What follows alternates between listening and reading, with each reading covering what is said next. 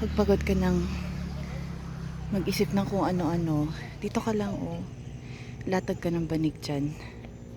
Tapos sa likod mo yung medyo creepy na old theater. Tapos yan yung view mo. Yan yung view mo. And then the road. The road from somewhere going to somewhere. And dito lang. Just go on lang. Ikot-ikot lang. Wala. Pagod ako eh. Na-injured yung tuhod ko kaya di ko na tinuloy mag-run.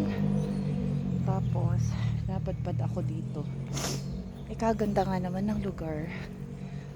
Ayan o. But dito na lang. Kaso kung mag-isa mo, para kang timang. So, uupo ka dyan, mag-isa. Parang timang. Try natin. Ay, good.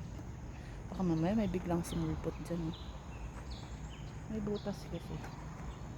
Ayan. Pero ang ganda. Naka-relax yung ambience.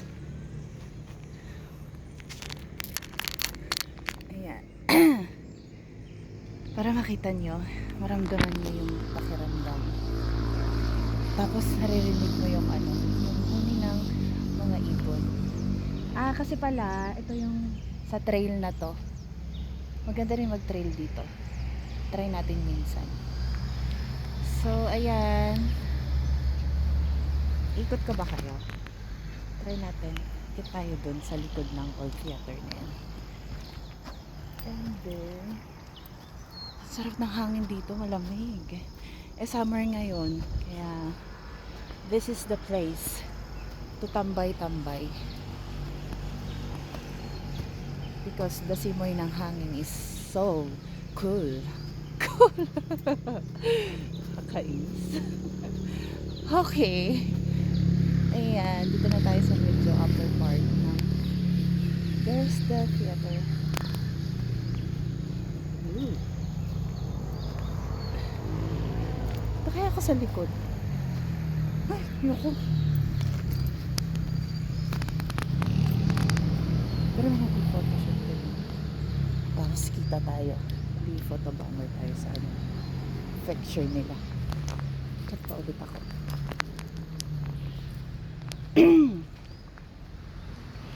Warning, dead trees.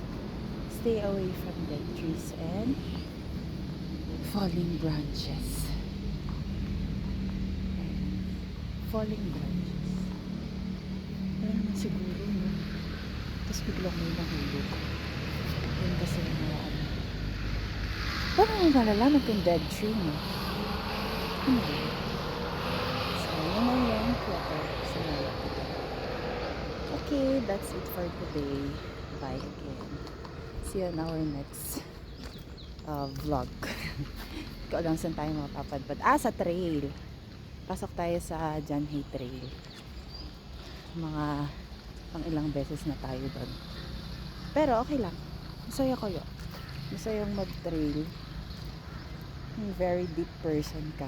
Tapos pupunta ka lang sa tahimik na lugar. You will enjoy. Yun lang.